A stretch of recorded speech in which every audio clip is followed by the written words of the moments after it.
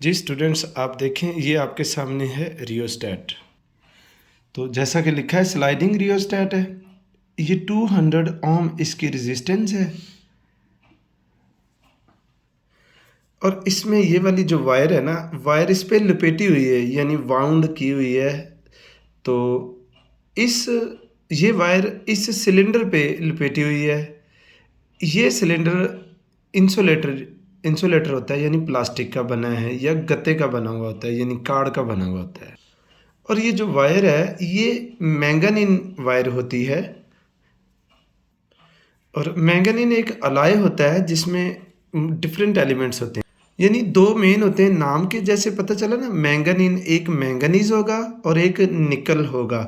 तो ये दो अलाइज की बनी होगी वायर है। ये वायर इस सिलेंडर के ऊपर वाइंड की हुई है और इस वायर की कुछ रेजिस्टेंस होती है।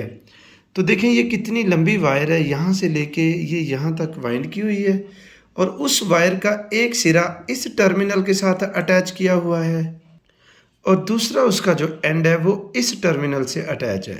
तो इसके टोटल टर्मिनल ये वाला एक ए है और दूसरा बी है। ये दोनों फिक्स्ड टर्मिनल हैं और ये जो तीसरा टर्मिनल सी है ये स्लाइडिंग टर्मिनल है, ये स्लाइड हो सकता है। हाँ जी, ये इस तरह से स्लाइड कर सकता है। और ये काम कितने दे सकता है हमें? ये दो काम कर सकता है हमारे लिए इस सिलेबस तक। एक ये वर्क करता है एज ए वेरिएबल रजिस्टर और दूसरा पोटेंशियल डिवाइडर। तो पहले नंबर पे हम इसको एज ए वेरिएबल रजिस्टर पढ़ेंगे। तो वेरिएबल रजिस्टर के तौर पे देखिए, ये एक इधर हमने वायर कनेक्ट कर दी है, बैटरी से करंट लिया है। ये देखें ना, बैटरी से करंट लेके ना रास्ते में हमने एमीटर भी लगाया है ताकि हम यहाँ से करंट मेजर कर सकें। और दूसरी तरफ ये बैटरी, तो बैटरी का ये रेड जो है ना, ये पॉजिटिव टर्मिनल आप समझ लें कि इधर ए टर्मिनल से, रियोस्टेट के ए टर्मिनल से, और जो बैटरी का दूसरा नेगेटिव टर्मिनल है वो रास्ते मैंने स्विच लगाया है। स्विच इसलिए लगाया कि इसको मैं इस तरह, अभी ओपन है तो इसको क्लोज करूँगा तो करंट फ्लो कर सकता है। तो ये मैंने किसके साथ अटैच किया है? देखिए ये इस सी टर्मिनल से, ये सी टर्मिनल इस साइड पे आपको लिखा हुआ नज़र आ रहा है। तो ये सी टर्मिनल से कनेक्ट किया है। तो एक्चुअली सी टर्मिनल क्या है? ये सी टर्मिनल, ये देखिए इस रॉड के साथ कनेक्टेड है।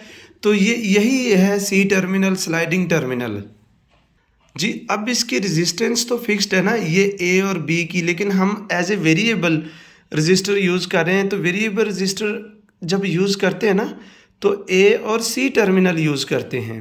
अब होगा क्या, देखें इधर से पॉजिटिव करंट आएगा इस टर्मिनल के पास, इससे जाएगा इस वायर के पास। और ये थोड़ा सा मैं जूम कर दूं, इस वायर से करंट जाएगा ये सी टर्मिनल के पास और ये सी टर्मिनल से होता हुआ इधर आपने जहाँ कनेक्ट किए ना वायर, तो ये इधर चला जाएगा। तो अब देखिए रेजिस्टेंस कितनी होगी।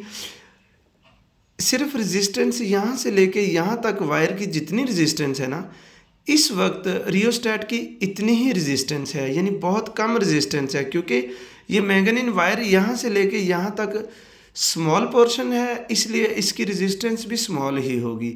तो हमें कैसे पता चलेगा? अभी मैं इसमें करंट इसमें से गुजारूंगा। अभी हम ये की है वो इसमें स्विच में इंसर्ट कर दें प्लीज़। तो अब देखिए इसमें करंट फ्लो कर रहा है, ये हम यहाँ से नोट कर सकते हैं करंट कितना फ्लो कर रहा है। इस वक्त अगर रीडिंग देखें तो ये 24 मिली एम्पेयर करंट इसमें फ्लो कर रहा है। ये नीचे 20 है ना, तो आगे 2 डिवीजन, ये 24 मिली एम्पेयर। और इसकी रेजिस्टेंस ये कम थी। अब इस स्लाइडिंग को आगे करेंगे, प्लीज़ इसको मूव करें आप। स्लाइडिंग कॉन्टैक्ट सी आगे चला गया और इसको आगे ले जाइए प्लीज़, यहाँ रोक दें। अब देखें ये मैंगनीन वायर की यहाँ तक लेंथ ज़्यादा हो गई है, तो फिर इसकी रेजिस्टेंस भी ज़्यादा हो जाएगी। अभी जब रेजिस्टेंस ज़्यादा होगी तो फिर इसमें से करंट कम फ्लो होगा। तो अब आप करंट देखिए एमीटर, तो यहाँ से आप देख सकते हैं करंट इस वक्त 16 यानी 20 से पीछे आ गया है। ये मैं रीडिंग करना फिर किसी में आपको बताऊंगा, लेकिन ये 16 मिली एम्पेयर करंट फ्लो कर रहा है जी। अब आपने नोट कर लिया, जब ये सी कॉन्टैक्ट यानी सी टर्मिनल इधर है तो इसमें से 16 मिली एम्पेयर करंट फ्लो कर रहा है, और जब ये पीछे था तो करंट ज़्यादा था, वो था 24 था। तो देखें, तो अब देखें, अब इसकी रेजिस्टेंस ज़्यादा है तो करंट कम फ्लो हो रहा है, और पहले इसकी यहाँ रेजिस्टेंस कम थी तो करंट ज़्यादा फ्लो हो रहा था। हाँ, तो जब देखिए अब सी कॉन्टैक्ट इधर आ गया है तो करंट अगर आप नोट करेंगे तो वो आपको नज़र आ जाएगा, इस वक्त कोई 24 मिली एम्पेयर करंट फ्लो कर रहा है इसके अंदर से।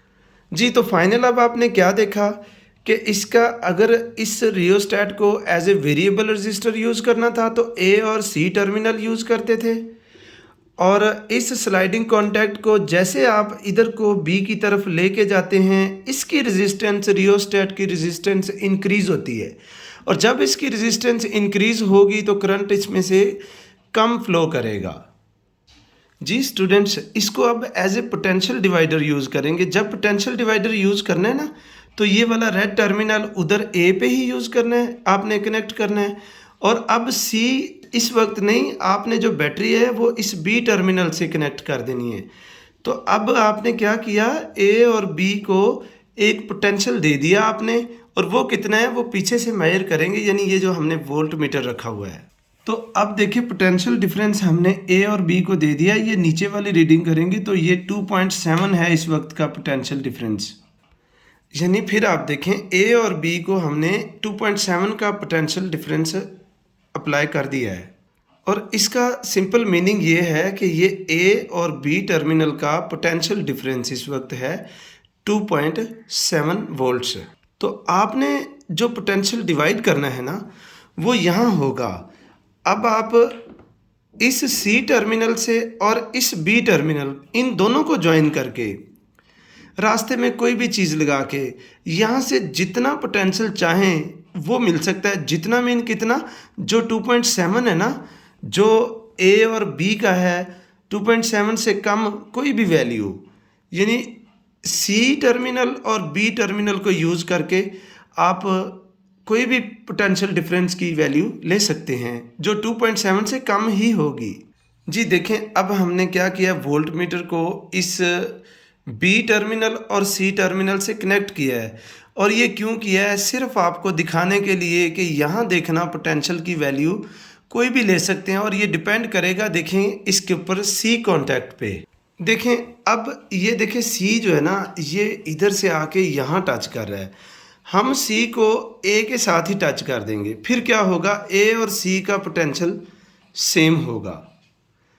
तो यानी जो ए और सी का 2.7 था ना, तो फिर ये बी और सी का भी 2.7 ही होगा। क्यों होगा, क्योंकि ये सी को जब आपने ए पे अटैच कर दिया तो फिर ए और सी समझ लें एक ही टर्मिनल बन गया, और यहाँ से फिर ये भी समझ लो ए ही बन गया।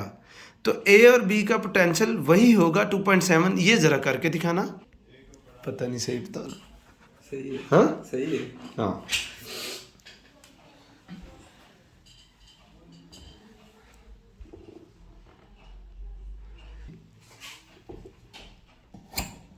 बस इस इधर छोड़ दें, हाँ।